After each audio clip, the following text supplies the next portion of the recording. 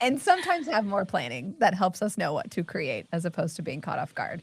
And speaking of Yes. being caught off guard, Heike, I think me being totally vulnerable and transparent, and you would think that I wouldn't do this, but I leave my house and I'm like ready to have a successful day. I have my supplements in my hand. I have all of my beverages ready to go. Show up to record with you, and I decided to leave my house and come to the studio, and I don't have my charger. So, if we get into this conversation and my computer dies, I will have to lovingly let you run solo on this. It's all good. And no matter what, I always tell people at the beginning of a webinar, a LinkedIn Live, don't let us talk alone. Please give us questions, comments, feedback in the chat, things that you're hoping to hear about, you're hoping we'll cover. Or if we're 10 minutes in, you're like, hey, I thought you guys were going to talk about this and you didn't. Please leave those comments. That will help me in case Rachel does have a little quick power outage she needs to take care of. I will go in and read all the comments and have something to yap and gab about with you guys. So, regardless of what happens, please leave us questions, comments, all of the things in the chat so we can dialogue with you about this topic about videos, creating videos of yourself you don't hate. That's like the bar is on the floor. Like, we just don't want you to hate them, okay? Well, I wanna talk about that hate for just a second because you've obviously had conversations with people who have expressed that that is their pain point as to why they're not creating content, why they're not creating videos. So, catch me up a little bit on, like, what are the conversations that you're having offline, or maybe it's online, but that are not public, where people are actually telling you this is why they're not creating? Yeah, I think that being comfortable filming yourself on camera, on video, is one of the most important unlocks that you can have for your marketing in 2026. Video is how social happens, it's the currency of social. Being able to get comfortable with you yourself, perhaps filming the videos, getting your executive team, your internal SMEs comfortable with filming video, it's so important regardless of where you sit in the team. And so this conversation in particular today, like as we think about this topic, filming videos as part of your overall content strategy within B2B marketing, there's really three main groups of people I want to talk to. It's like, first of all, executives that may not be socially native and they may be totally comfortable getting up in front of a big keynote and presenting to a room full of customers, but they may just not feel comfortable whipping out that phone and filming themselves recording something. And I have absolutely heard that from people who sit at the very top of organizations, CEOs, SVPs of marketing, and they say, oh, I feel so cringe doing this. So Mhm. that's group number one. Group number two is heads of marketing, marketing leaders who want to deploy their internal teams as EGC creators or employee generated content creators. The future of content is personality led, it's human led, and that's certainly what performs well on social. And so it's not just paid external creators, it's really people inside of your company, your internal teams, who we want to remove that cringe factor for and help people feel more comfortable creating videos to amplify everything you're doing with your marketing, but at a very efficient cost and efficient speed as well. And the third group of people that I'm really hoping are listening to this and thinking about this topic is just anybody who wants to build their personal brand in 2026. Video is such a resonant and memorable content format. And so I think so many people, they feel uncomfortable filming videos of themselves. And when you feel uncomfortable, you look uncomfortable. And so that really translates on video. And I think I use the word hate intentionally with you as we were planning the title for this session. I use that word intentionally because I have had so many people truly tell me verbatim, Heike, I hate videos of myself. I hate the way I look and sound on camera. And I think it is just, it's not so much maybe that you hate videos of yourself, it's you hate underlit, poorly lit videos of yourself. You hate feeling uncomfortable and you hate not knowing what you're doing. And so, Mhm. hopefully, by demystifying some of that, we'll just empower more people to, apropos of your company name, to share their genius. And I definitely wanna dig into some stuff, but I just have to share, like, personally, kinda my little journey to getting past the cringe.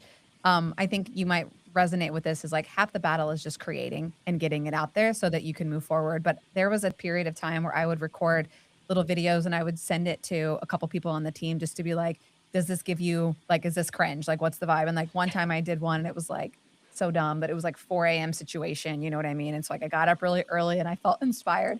And I recorded this little video and I sent it to a couple people on the team. And I was like, does this give 3 a.m. like crazy psycho vibes? And like, yes, yes, it does. And so I think part of part of I think like removing the cringe is having clarity, but also like having a safe place that you can get some feedback on before you post so that people are like checking you for like that little bit of a let me help you help yourself kind of vibe. I love that you had that community and people that you were asking that of. And exact same when I started on my journey of video creation a couple years ago, I was a deeply burnt out mom on maternity leave.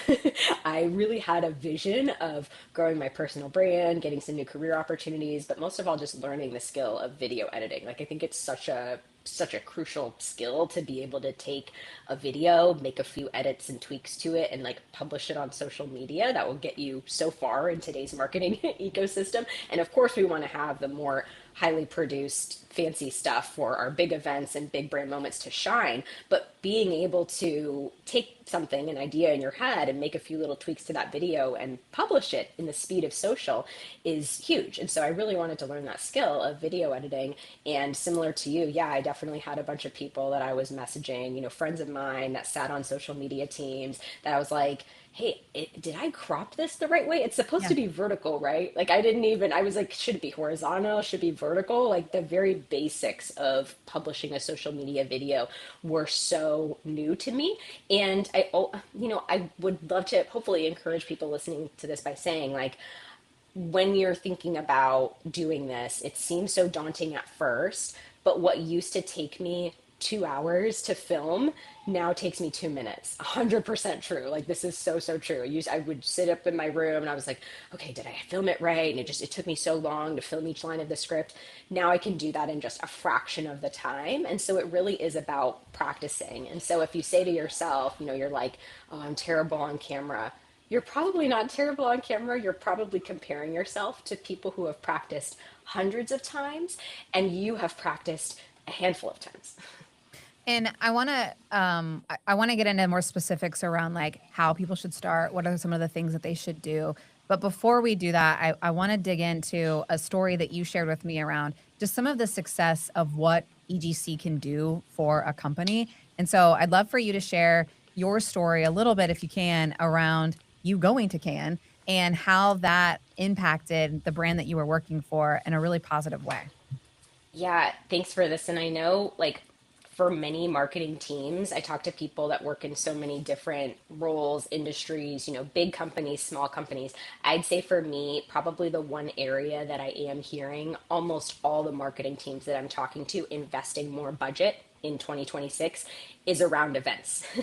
And there is so much money being put into events, and rightfully so. In-person connection, so important in this day and age. It truly is a differentiator to have all of your customers, employees, community together in a room. And that type of community marketing is just like what sets brands apart. It's like chef's kiss in 2026. So I fully stand behind it.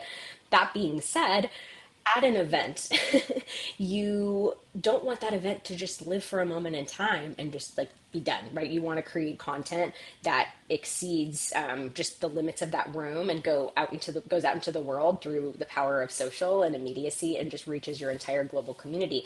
And so, yeah, a big part of what I was focused on in my last role when I was at Microsoft leading content and social for a specific line of products under the Microsoft AI team was really getting that real time social out at our events. And so last summer, I got to go to Cannes for the first time, and it was really kind of me and a phone.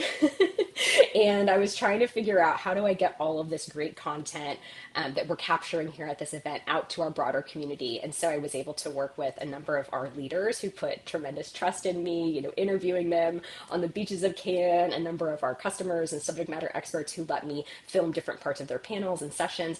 And really, with a very limited budget of essentially a phone and some, very easy edit to use mobile editing software, I was able to bring our organic impressions through video on LinkedIn from around like 75,000 the can before to around 1.3 million during can last year. And that really just speaks to, a social first, video first event plan, built on the back of video, tagging all of the relevant people that you're talking about and getting them to reshare and engage from their own channels and posting the videos from their channels as well. Like, I'm a big fan of, if you create something, you're going to upcycle it, you're going to redistribute the heck out of it, right? And so if I made a video for our brand channel, I was also having that leader, that SME, posted on their channels as well, and just getting way more juice for the squeeze. I know a lot of people, I've heard a bunch of different numbers thrown around this year. I've heard anywhere from like 8 to 12 times, being the numbers of like reach that an individual profile gets versus a brand profile Mhm. on LinkedIn. So individual profiles absolutely overperform. And so I think it just, again, kind of speaks to like a video first, social first strategy at an event like that. And yes, of course, we also captured great panel content to put on YouTube later, etc. But starting with that moment in time, like, how can we get this out to all of the people, thousands and millions of people around the world who aren't at Cannes this week? Well, and I wanna make sure that we hone in on something really specific that you didn't say, but I wanna call out very explicitly, is part of the success of what you did there was you were posting and editing in real time, like, what was Yes. happening. Yeah? Yeah, so it was really like kind of, I think it was 2 to 3 posts per day. And that was actually a reduction from the previous year where they had been posting quite a bit more, but each post wasn't getting quite the reach. And so it was really like a couple very focused posts per day, but making sure that we did that, kind of like beginning of the day and at the end of the day during that event. And it's so, so important, I think, to not just sit on all of that content and footage and wait until everybody gets home and then they're tired. People are going to go on PTO after a big event. And suddenly you've lost so much momentum. It's like weeks after the event, and everybody in the marketing team, they're kind of, their mind is somewhere else. They're Yeah. working on the next product launch. Like, they're on to the next thing. So, 100%, and I think there's 2 things that are really important, and then I wanna get into the how, because I think that's what a lot of people are anxious to learn. But one is you already showed up there not hating how you create content, so you had sort of the ability to do that. I think the second thing that I don't want our people listening or watching take away is, like, you don't have to become a master editor to be able to do what you Mm, did. I know for our clients, one of the things that we can unlock for them is real-time editing, like send us your clips and we'll get it out the door at the same time. mhm. But what is required is the pre-planning so that you aren't creating something that you need a ton of people to rally around and look at and review and all of that. And so if you're in event planning season and you believe in what we're talking about here, which is really it's people first media, like that's really what we're talking about, and just taking advantage of being at events like Heike, you are gonna hold a workshop, and so I wanna make sure, like, at a high level, we talk about what people can get out of that if we're not able to cover everything today.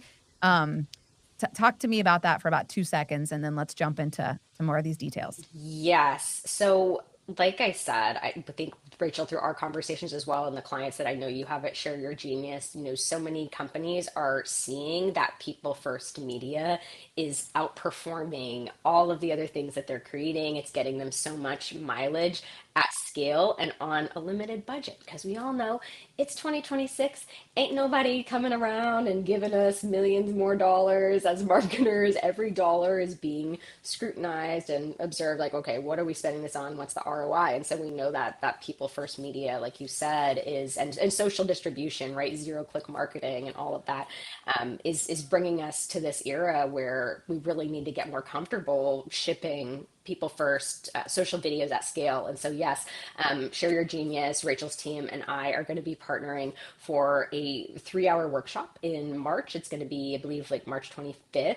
And we would love to have you there if you're listening to this. Essentially, what we are going to be talking about is the entire soup to nuts process of developing the strategy, the content, the hooks, the mindset shifts, and kind of like the delivery shifts that need to happen on camera for people to deliver and create high performing social first videos. So we're going to talk about all of this in the workshop. It's perfect for marketers who are working on employee generated content and event content strategies in 2026. Yes, and if you are a Sherry Genius client, we're saving a couple spots for you at no cost. So make sure you let me know if you want to join so that I save you a spot. But I want to kind of move now into sort of like we talked a little bit about the obstacles the way in some shape or form. Where it's like getting content out, starting to create all those types of things. But what are some of the quickest things people can do to lower the barrier to create for their executives or their employees? Yes. So I think first and foremost is the mindset shift that has to happen from everything needs to be on brand and perfect and through a million rounds of approvers to you need a good idea. You need a wonderful hook and you need to get that idea out at the speed of social. And a mindset shift is really in order for executives and SMEs who want to film videos of themselves to just know that, like, you don't have to look a certain way to be Mhm. ready to film videos of yourself. You don't need to have a certain job title, whether that's I'm not the CMO, I'm not the CEO, whatever that might be. You don't need that job title. You don't need to have a certain camera or microphone to create your content. You can start today. And that is the mindset shift that teams that are already performing really well in this arena, like that's the mindset shift that they have adopted. And it's so funny whenever I do these types of workshops or have these types of conversations, and I get it, like I understand why I get this question, but one of the first questions I always get is, oh, Heike, like what microphone should I buy or what ring light should I buy? And I'm like, that's so far down this path. Like there's so many other things that I want you to think about. Your hooks, the content you're going to create, the way you're going to show up on camera, having some nice lighting, all of that is so much more important than exactly what microphone you're going to use. So starting with that mindset shift and being ready, and then from there, there's some really simple things that people can do to unlock a better version of themselves on camera. One is scripting yourself out. A lot of folks are scared of coming across scripted. They're afraid that it will sound robotic or they'll sound fake or unnatural. I think that that is less of a risk than people think. And I Mhm. would really invite you to pre plan your hook. What is the title of this video, the main focus of the video? How are you going to introduce it in the first 5 seconds so that people know what it's going to be about, why they should stick around to the end and listen? Video view duration is a huge metric on all of the big social media platforms. So giving people a reason to watch the whole entire thing. You don't need to introduce yourself. A lot of times I work with executives who spend the first 20 seconds of the video saying, oh, I'm Heike, and this is my job, and this is what I was doing before. If you're creating on LinkedIn, all of that info is in your bio, baby. You don't need to repeat it. We see who it is, we see who it's from, right? You don't need to repeat any of that. So you can just dive right into the meat of your content. And so that's kind of like, you start with a mindset shift, then you work on what you're going to say and you script it out. From there, I would just like focus on some nice lighting.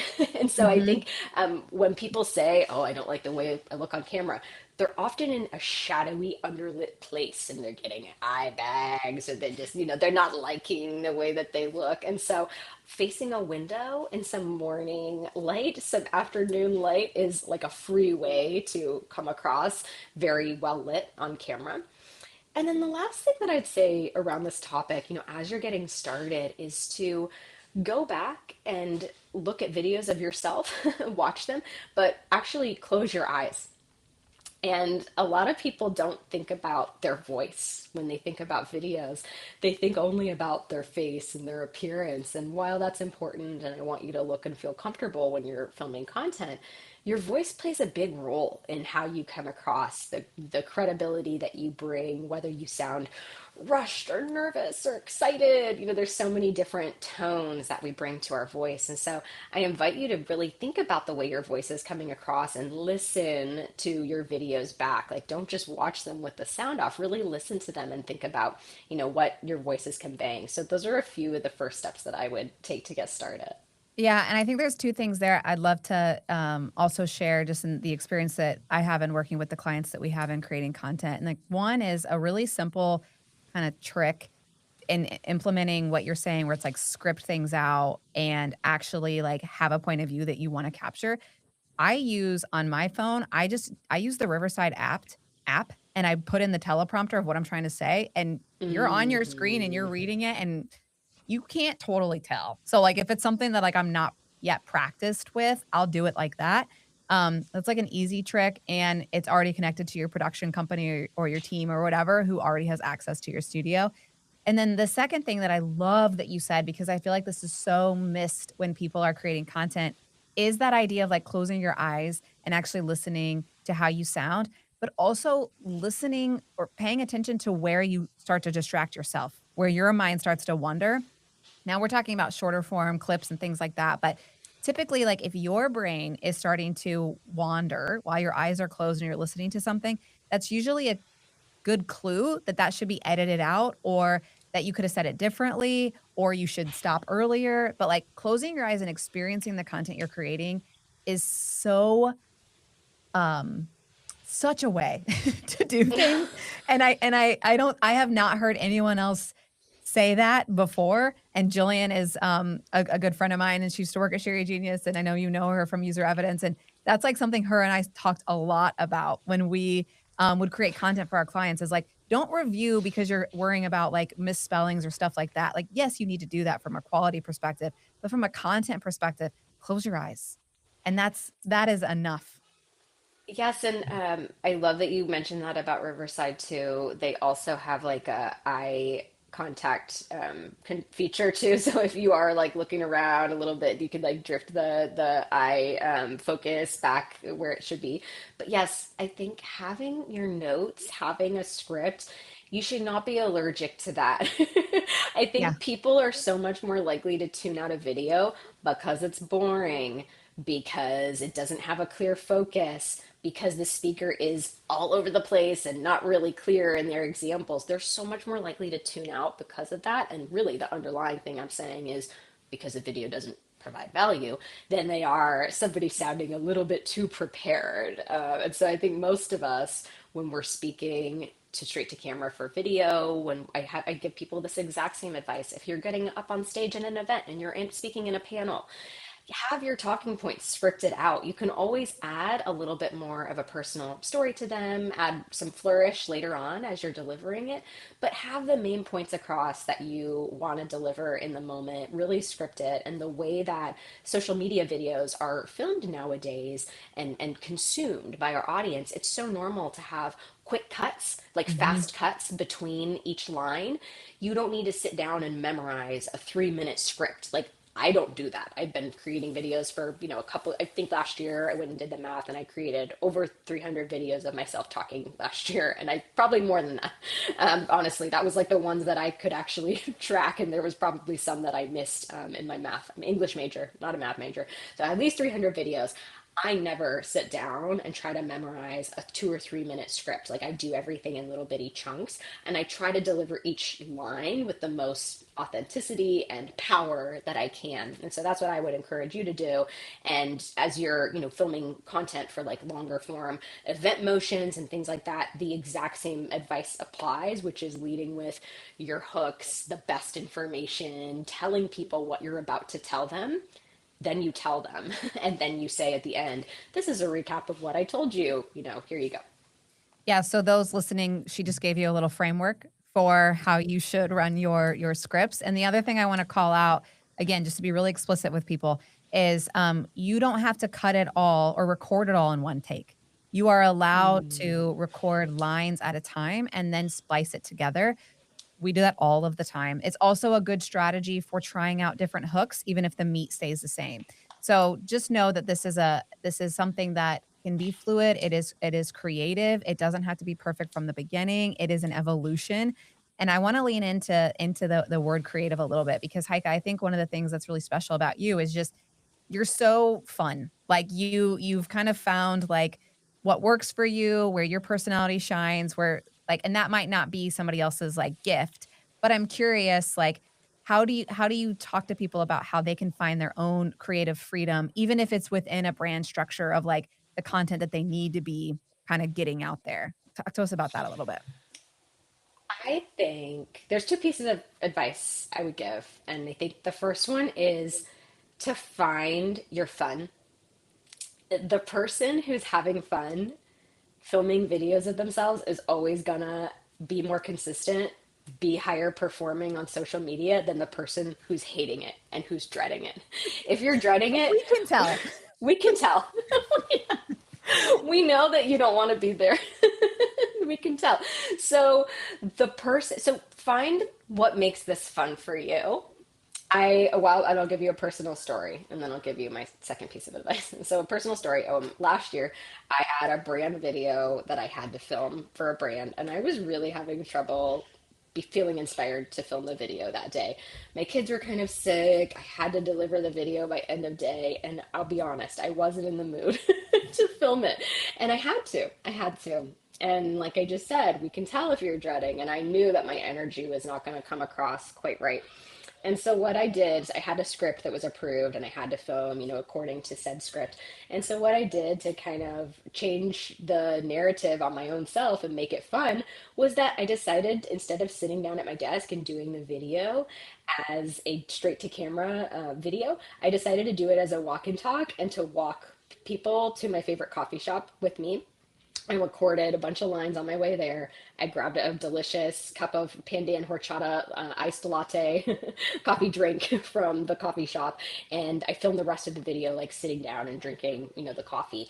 And not everybody has to has to do that. I'm saying you use this as an example of I did what I had to do to make that fun for me. It could be a fun article of clothing that you Mhm. enjoy wearing. It could be filming it in a fun location for you. It could be having a treat while you do it. Whatever it might be, there's so many ways to make this fun. And in fact, if you're having fun, if you found your fun, everybody around you watching that video has found some fun as well. So that's like the first thing that I would say. And then the second thing that I would say, if you are trying to find like your personality and your voice, is I would really watch a bunch of your favorite creators. They don't have to be B2B marketers. They could be anybody that you enjoy creating, and just start to really notice like how they're not homogenous. Like everybody has their own little different thing that they bring to it. And I would just start to notice the texture that those people are bringing. Like what is it about them that makes them one of your favorites? And I think noticing that will help you feel more comfortable because you'll know that you're different for a reason and that's a good thing. And B, I think it will help you find like, oh, what is this part of myself that other people always compliment? Or when I'm at a party and I'm having the most fun and I've got a big group of people around me telling a fun story, like that's that version of me. And that's how I would try to tap into it, as you try to go down this path more and more.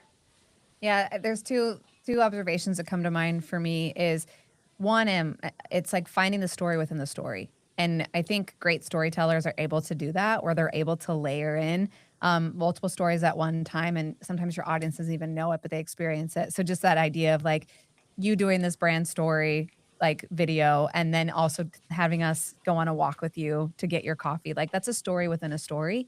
And that creates a deeper level of engagement with what you're creating. And then the other thing that I find really kind of special about what you're saying is really thinking about creating content almost the same way you thought about maybe your job and like what you're doing with your life. It's like almost kind of that existential in the sense that you're like, what are the things that truly bring me joy? What are the attributes that help me understand like where I'm going to be the most successful and like kind of like taking the time to really treat it with some layer of intention that allows you to create a product that doesn't feel cringy, but it feels more authentic to who you are and what you're about. And that is what is going to make the best employee generated content programs stand out. Everybody wants their employees to post on LinkedIn. Everybody knows this is a great low cost way to build a brand. What a lot of companies are doing is having people copy and paste links and boilerplate copy into LinkedIn. And that's not going to work. what people need to be thinking about is this conversation of how do you employ internal subject matter experts, executives, people at all levels of the organization, all seniority levels, all regions, all geographies to post in their own even language, right? And truly deploy the full power of that organization around your brand and the stories that you guys want to tell, and allowing people to bring their individual voice.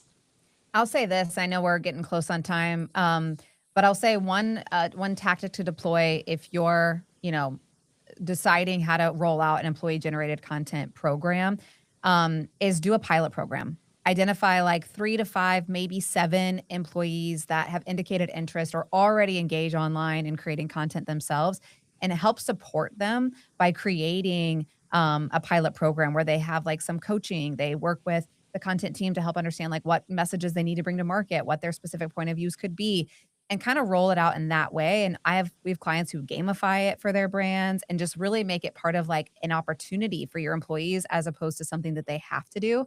So as we wrap up, Heike, like obviously want to call out the opportunity for people to join you for this Yes. workshop and learn.